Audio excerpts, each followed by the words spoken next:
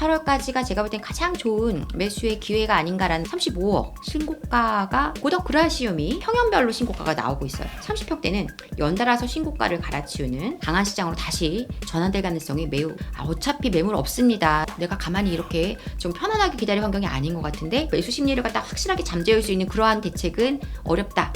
약발은 두 달일 것이다. 시장은 그렇게 제 마음과는 달라요. 여러분의 마음과도 다릅니다. 안녕하세요. 사다리 경제 유선영입니다. 어제 한은의 통방회의에서 금리가 다시 2.5%로 동결이 됐습니다. 어느 정도 예견된 일이었는데요. 특히 부동산 시장의 어떤 그 열기, 에너지가 아직까지 그렇게 안정됐다라고 보기 어렵다는 게 가장 큰 이유였고요. 오늘도 저는 그래서 그에 관련된 얘기를 좀 해보려고 합니다. 6.27 대책 이후로 시장이 차분해진 것은 맞죠. 거래량도 굉장히 급격하게 줄어 있는 상태지만 사실은 시장의 얘기하는 방향은 좀 다르다. 그래서 8월까지가 제가 볼 땐 가장 좋은 매수의 기회가 아닌가라는 말씀을 드려왔는데 9월 정말 무서운 시장이 될 수 있을 것 같습니다. 그래서 오늘은 충격적인 시장 상황 그리고 왜 9월이 우리가 준비가 잘 돼 있지 않으면 무서운 시장이 될 것이냐 이런 얘기를 좀 드려보려고 합니다. 자, 일단은 굉장히 많은 내용을 좀 적었는데 여러분들과 하나씩 체크해 나가면서 볼 건데요. 제가 지난 시간에도 이 지금 시장의 어떤 방향을 읽을 수 있는 조정 장세가 끝났다라는 것을 체크할 수 있는 몇 가지 포인트들을 좀 여러분들께 정리를 해서 말씀을 드렸었는데 오늘 그에 대한 좀 더 구체적인 이야기들 이미 시장은 턴하려고 준비가 돼 있는 상태라는 것을 좀 말씀드리고 싶습니다. 8월 이후 바뀌고 있는 시장 분위기 체크 이렇게 제가 적었는데요. 자, 일단 가장 중요한 거, 이 시장의 바로미터, 시장의 뭐 가늠자라고 할 수 있는 그 어떤 몇몇 지표들이 있습니다. 그 지표들이 시장의 방향을 우리가 좀 읽게 해주고 시장의 방향이 어디로 흘러갈지를 예측하게 해주는데 굉장히 중요한 포인트들이 지금 벌써 시장 방향이 다시 선회하고 있다. 다시 상승의 어떤 에너지가 다시 쌓여가는 환경으로 가고 있음을 보여주고 있습니다. 시장 흐름에 선두지표되는 곳들의 거래 재개 그리고 그에 따라 또 신고가가 확인이 되고 있기 때문인데요. 최근래 몇 년 사이에 가장 중요한 어떤 선두지표가 됐던 곳이 바로 잠실이죠. 잠실 특히 리센츠, 엘스, 엘리라고 보통 우리가 하는 이 두 개 단지의 거래량 그 흐름이 굉장히 중요했는데 지금 잠실에서도 리센치 거래가 상당히 많이 지금 확인이 되고 있고요. 그리고 뭐 잠실주공 5단지라든가 그다음 파크리오, 트리지움 이런 아파트들의 거래도 계속 확인이 되고 있는 상황입니다. 그래서 특히나 이제 리센치 같은 경우에는 이제 33평이 35억 신고가가 확인이 됐습니다. 아직 실거래 신고는 되지 않았지만 굉장히 중요한 지표라고 할 수 있죠. 그래서 리센치에서 신고가가 나왔다. 그동안 가격이 많이 올라서 이제 좀 상승에 대한 에너지가 조금 부담스러울 수도 있다라고 보였던 리센치가 다시 신고가를 찍었다. 그것도 33평에 35억이라는 가격으로 신고가가 되면서 이게 지금 말하는 의미해주는 바가 굉장히 크다고 할 수가 있겠습니다. 자, 그리고 지금은 이제 강남 4구로서의 확실한 입지를 다졌다라고 밖에 볼 수 없는 강남 4구의 강동구도 지금 확실히 거래 자체가 많고요. 이제 그동안 거래의 어떤 전체적인 시장의 에너지를 주도하던 고덕 일대의 아파트들이 거래량이 폭발적으로 나오지 않는 대신에 그 다른 지역들 강동구의 천호동이라든가 길동이라든가 이런 성내동이라든가 이런 지역들에서 거래가 지금 꽤 많이 나오고는 있는데 사실상 어떤 시장의 흐름을 읽게 해주는 이 고덕에서 신고가가 또 연이어 나오고 있는 모습들이 나오고 있다는 거죠. 고덕동 그리고 암사동 이런 지역들이 지금 신고가 상일동 이런 지역 신고가가 나오는데 고덕 그라시움이 지금 평형별로 신고가가 나오고 있어요.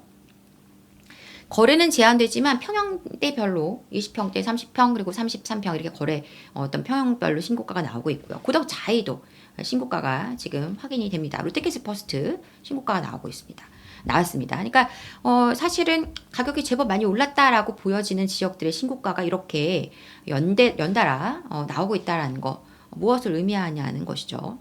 자, 거기에 더해서 재건축 정비구역 지정을 앞둔 송파의 이제 문정동이죠. 올림픽 패밀리타운이 다수 거래가 지금 확인이 되고요. 특히나 30평대는 연달아서 신고가를 갈아치우는 이러한 어떤 지금 굉장히 뜨거운 열기를 보여주고 있습니다. 이제 정비구역 지정이 되게 되면 그만큼 이제 뭐 자유로운 거래도 제한이 될 뿐더러 이제 확실하게 재건축 단지로서의 어떤 자리매김을 하는 것이어서 많은 분들이 관심을 갖고 있는 게 사실인데요. 그렇다 보니까 지금 높은 가격에 분위기가 차분한 상황 속에서도 많은 거래들이 이루어졌다는 점. 이런 것들이 지금 시장의 어떤 선도 지표가 되는 곳들의 움직임을 우리가 체크하게 해줍니다. 자, 그리고 제가 그전에 이제 체크 포인트로 말씀드렸던 것 중에 하나가 뭐냐. 6.27 대책 규제가 오기 전에 열기가 막 올라가고 있었던 지역들이 다시 거래가 강하게 나오기 시작한다면 이거는 시장의 흐름이 다시 가는 것이다라는 말씀을 드렸는데요. 이제 그 성동구에서도 좀 늦게 움직임이 들어왔던 곳이 바로 왕십리 뉴타운인데 여기도 지금 신고가가 나오고 있어요. 그러니까 센트럴 스탠지에서 신고가 나오고 있고요. 그다음에 신길 뉴타운 신고가가 다수 지금 확인이 됩니다. 그러니까 그런 것들이 다시 거래가 되고 또 거래가 활기가 차면서 신고가가 된다라는 것은 이제 스톱했던 곳이 먼저 다시 시작함으로 해서 뒤에 따라가는 지역들의 흐름까지를 좀 끌어갈 수 있는 환경이 된다는 것입니다. 그래서 신길 뉴타운 같은 경우에도 신길 센트럴 자이가 지금 24평, 25평 기준으로 거래가 된 것이 지금 15억의 거래 신고가 확인이 됩니다. 거래가 확인이 됩니다. 거래 신고는 아직 나오지 않았습니다. 실거래가 신고는 되지 않았지만 거래가 확인이 되고요. 그리고 이제 뭐 SK뷰라든가 이런 아파트들의 지금 거래도 신고가가 나오는 환경들 을 볼 수 있고 클래시한 이런 아파트도 좀 신고가가 나옵니다. 그래서 이 신길 뉴타운이 사실은 영등포에서 신축 계단지 아파트로서 이제 향후에 또 추가적인 그 퍼즐이 맞춰지는 정비 사업들이 진행이 되면서 완벽한 뉴타운으로서의 모습을 갖춰가게 될 텐데 뭐 신안선 소재 이런 것들까지 더해져서 굉장히 기대감이 높은 환경 속에서 그동안 좀 늦게 움직였던 환경이다 보니까 다시 거래가 재개되고 신고가가 나온다. 굉장히 이제 이러한 광신 뉴타운이라든가 신길 뉴타운의 알짜 단지들의 어떤 움직임이 지금 굉장히 또 눈에 띄는 환경입니다. 그 외에도 광진구, 광장동, 구이동 이런 곳들 거래가 많은 건 아니지만 하나 거래가 나오면 신고가 거래가 나온다는 것이죠. 그러니까 그동안에 거래가 잠깐 차분했었다가 다시 거래가 재개됐는데 호가가 조정이 되지 않았다라는 얘기가 되겠습니다. 그 외 마포, 성동에서 그동안 주요한 단지들 뭐 예를 들어 마레프라든가 옥수리 버전 이런 곳에서도 지금 신고가가 확인이 될 뿐더러 신고가 내지는 신고가에 준하는 거래가 나오고 있고요. 그리고 뭐 구축들 그리고 뭐 예를 들면 신촌숲 아이파크 이런 아파트들도 지금 거래가 나오고 있는 환경들, 신고가가 나오고 있는 환경입니다. 그래서 다수 거래가 재개되면서 이게 다시 신고가로 연결되는 이러한 환경들이 뭐 신축 그리고 또 구축을 가리지 않고 지금 나오고 있어요. 그래서 이렇게 좀 주요한 지역들, 전체적인 분위기를 끌고 가던 지역들에서 이렇게 거래가 활발해지고 다시 그리고 활기를 찾고 조금씩 활기를 찾고 굉장히 거래가 많은 건 아니지만 그 거래 안에서 또 신고가가 찍힌다는 거 굉장히 의미가 있는 것이고요.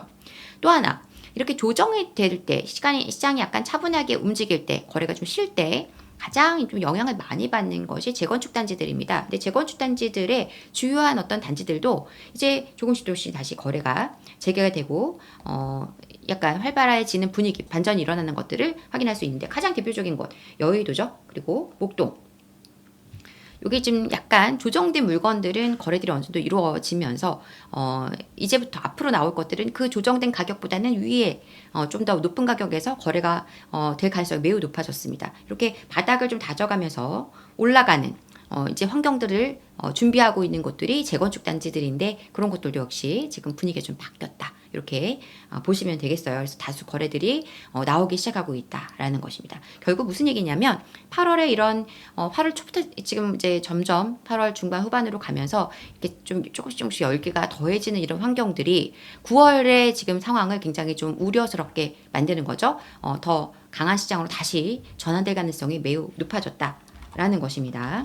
자, 그러면 좀 이런 생각하시는 분들이 있을 거예요. 아니, 대체 왜 이렇게 시장이 차분한 기간이 오래 가지도 않고 가격도 이렇게 눌리지 않고 잘 버티고 올라가는 거야 라고 생각할 수 있겠는데요. 이런 흐름이라고 보시면 되겠어요. 지금은 일단은 거래가 활발하지는 않지만 가격이 크게 조정되지 않고 오히려 신고가가 나오고 이런 환경들이 이런 이유에서 됐다고 좀 간단하게 정리해 보았는데요. 일단 매수 수요를 강하게 강제로 눌렀어요. 매수 수요를 눌렀기 때문에 대출을 갖다가 더 쓸 수 없는 어떤 현금이 부족하거나 자산이 현재 이렇게 크게 안정된 어떤 담보돼 있는 어떤 자산, 뭐 부동산이 없는 경우에는 굉장히 선택지가 좁아지는 환경이지만 그렇다 해도 매수 능력이 있는 뭐 예를 들어서 이미 집을 보유하고 있고 요거를 처분하신 분들이겠죠? 아니면 현금이 있으니 현금 부자들. 그러면서 확실한 의사가 있는 분들은 여전히 늘 대기 중이라는 겁니다. 이분들은 가격이 조금만 조정되면 언제든지 살 거야 하고 부동산의 의사를 확실하게 표현하고, 그리고 지금 현장에서 시장을 도는 분들, 움직이시는 분들은 그냥 한번 가볼까가 아니라 확실한 의사를 갖고 오시는 분들이라는 겁니다. 이분들이 대기 중이에요. 그런데 이렇게 규제 이후에 좀 차분해진 시장으로 인해서 이 갈아타기 하시려는 수요층들도 갈아타기가 적극적으로 이루어지기 좀 어렵게 됐어요. 급하지가 않은 거죠. 왜냐하면 내가 내 물건을 빨리 팔고 빨리 가야지 막 달려가는 시장이니까, 가격이 올라가니까 그걸 잡기 위해서 놓치지 않으려면 내 거를 좀 저렴하게 팔고라도 빨리 가야 돼, 이런 마음이었다면 지금은 시장이 그렇게 빨리 움직이지 않는 환경인데 어차피 대출도 제한이 되었다 보니까 내 물건을 그래도 좀 괜찮은 가격에 팔지. 만약에 그렇게 안 팔리면 나도 갈 데도 없고 또 지금 급하지도 않고 그러다 보니까 안 팔리면 그냥 있자, 홀드. 어차피 내가 지금 자금을 있는 걸 가져가서 움직이기에는 되게 제한이 많고 이것저것 취득세 뭐 거래 비용이랑 다 포함하고 나면 크게 남는 게 없다라고 생각하는 분들은 결국은 좀 기다려보자라는 생각으로 전환되신 분이 많고요. 또 좋은 가격에 팔리면 가겠다, 좋은 가격이 아니면 안 팔아, 그래서 호가 그냥 올려놓는 겁니다. 그래서 호가 낮출 수 있는 환경이 아니라는 거예요. 이렇다 보니까 이렇게 매물이 점점 희소해집니다. 뭐 나 안 팔겠어라는 분들은 매물을 다시 회수하시게 되고, 또 파실 분들은 호가를 좀 높여서 놓다 보니 가격이 뭐 아주 급한 상황, 예를 들어 선매수하신 분들 많지 않지만 그런 분들은 이미 거래들이 좀 일부 됐고요. 그렇지 않은 물건들은 아주 매물이 희소한 상황이에요. 그러다 보니까 약간 호가에서 조금만 조정된 물건이 나오거나 또는 RR 물건이라고 생각하면은 매물이 없으니 진성 매수자들이 바로 계약한다는 겁니다. 그래서 나는 확실한 의사가 있는데 지금 어차피 매물 없습니다, 또 더 올라갈 거예요 라고 부동산에서도 계속 분위기를 읽어주다 보면 매수자분들이 고민하다가 결정을 하시게 되는 거죠. 자, 그러면 이렇게 진성 매수자들이 계약을 하면서 뭐 RR 물건이 신고가 또는 이제 조금 호가가 높았던 것이 살짝 조정돼서 내가 관심을 두고 좀 협상을 해보려고 했던 물건이 다른 사람에게 넘어가고 이런 환경들을 만나게 되면 이러한 소식으로 인해서 다른 매수 대기자분들은 마음이 급해지는 겁니다. 그래서 매수 심리가 자극되면서 내가 가만히 이렇게 좀 편안하게 기다릴 환경이 아닌 것 같은데 라고 마음이 움직이면서 다른 어떤 단지에 좀 더 높은 호가 매물을 검토하게 되거나 또는 가격이 조금 매력이 있는 인근 단지로 매수세가 이동하거나 이러한 환경들이 나오게 된다라는 것입니다. 그래서 이렇게 하면서 시장 가격은 조금씩 다시 상향해서 올라가게 되는 그런 환경인 것입니다. 자, 그러면 벌써 오늘도 이제 상담 신청을 하신 분들 중에 규제책 내지는 부동산 대책이 9월 초에 나오면 그걸 상황을 좀 보고 방향을 잡아야 되겠다라는 분들이 조금 나오고 있는데요. 9월 초에 나올 것으로 예상되는 부동산 대책 방향과 어떤 영향 어떨지 좀 간단하게 짚어보고 싶어요. 저는 이 부동산 대책에 대한 사실 기대감이 별로 없습니다.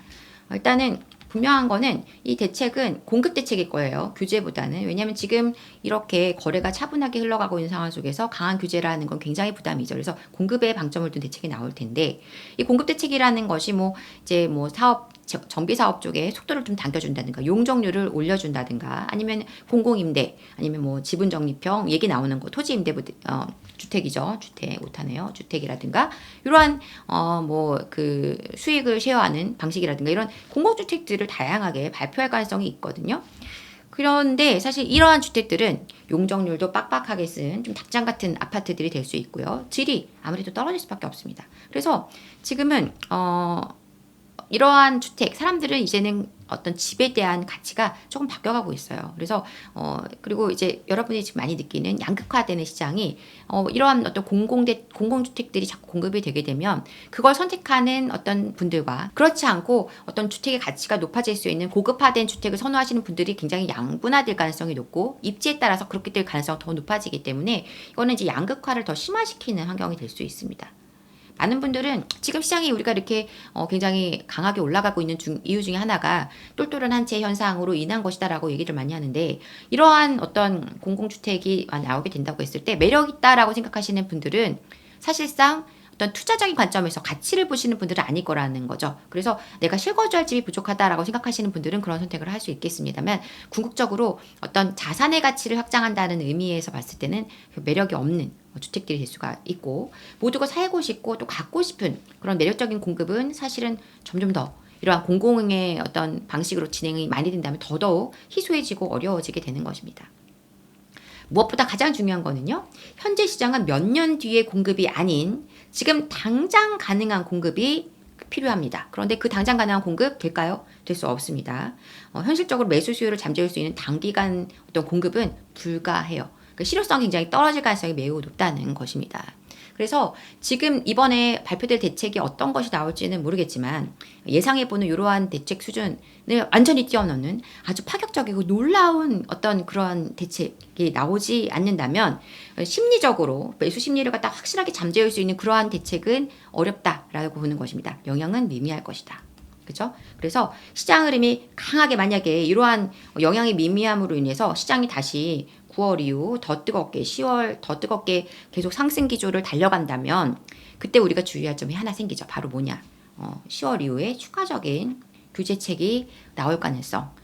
지금 얘기 나오고 있는 이번 그 9월에는 나오지 않을 것으로 예상되는 전세 대출에 대한 제한이라든가 LTV를 좀 더 강화한다든가, 사실 굉장히 다양한 규제에 대한 시나리오들이 나오고 있는데요. 제가 볼 때는 거기에 많은 비중을 두고 보고 싶지는 않습니다. 근데 만약에 시장이 계속 안정이 빠르게 안 되고 10월, 11월 더 에너지가 강해질 것 같은 그런 환경이라면 아마 규제책을 다시 꺼내들 가능성이 있어요. 그래서 이런 규제책에 대한 대비는 분명히 필요합니다. 하지만 어쨌든 간에 지금 우리가 보시는 것처럼 시장이 눌리기는커녕 더 견고하게 바닥을 좀 다지고 벌써 턴하려는 환경이 나오고 있다는 거, 이거 굉장히 무서운 것입니다. 사실 저는 조금 더 약간 더 차분했으면 했어요. 왜냐하면 많은 분들이 기회를 놓치신 분들이 있기 때문에 이번에 좀 이 기회를 누렸으면 했는데, 제가 아마 6.27 대책 나오자마자 말씀드린 거 있을 겁니다. 약발은 2달일 것이다. 8월 안으로 결정하셔야 될 것이다 말씀을 드렸어요. 오늘 8월 29일입니다. 제가 좀 늦은 시간이라도 이 영상을 올려드리는 이유는 주말, 이제 이 열기가 더 강해지기 전에 이번 주말까지가 아마 좀 좋은 타이밍이 아닌가라고 생각하기 때문에, 적어도 저와 함께 하시는 구독자분들, 영상을 보시는 분들은 이번 기회를 좀 놓치지 않으셨으면, 조금이라도 협상에서 유리한 시점이 아마 8월까지가 아닌가라는 판단으로 말씀을 드리는 것입니다. 물론 시장이 조금 더 천천히 가지면 얼마나 좋겠습니까?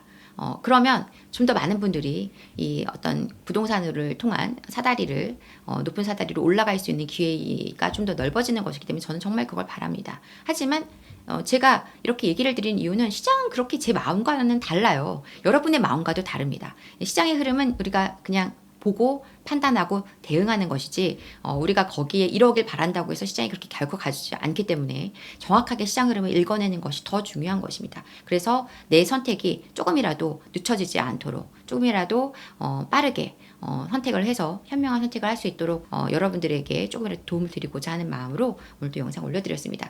8월 말 이제 곧 끝나는데 이번 주말이 여러분에게 좋은 기회가 될 수 있다면 좋겠고요. 만약에 혹시 8월 안으로 결정이 안 됐다라고 하더라도 9월 중에 어떤 좀 빠르긴 결정을 하셨으면 좋겠어요. 그래서 9월 중순 이후로 넘어가시지는 않았으면 하는 바람이 있습니다. 10월 이후에 규제가 강하게 나온다? 과연 우리 시장이 또 어떻게 반응할 것이냐? 걱정하지 않습니다. 사실 저는 지금은 규제가 키가 아닙니다. 시장의 흐름이 굉장히 강하게 동력이 작동하고 있고요. 그리고 이제 그 10월, 11월에 한 차례 또 금리가 인하가 될 가능성이 높고 내년 상반기에도 금리 인하 가능성이 매우 높기 때문에 결국은 이 시장 전체로 퍼져가고 있는 유동성과 그리고 부족한 공급이 우리 시장을 굉장히 강하게 또 끌어올릴 가능성이 매우 높아지고 있습니다. 여러분들이 이 시장에 대한 좀 전체를 보는 그리고 멀리를 보는 그런 시각으로 시장에 대응해 나가셨으면 좋겠습니다. 저는 다음 시간에 또 좋은 내용으로 다시 찾아오도록 하겠습니다. 여러분들의 현명한 결정, 판단을 응원하겠습니다. 지금까지 사다리 경제 유선영이었습니다. 감사합니다.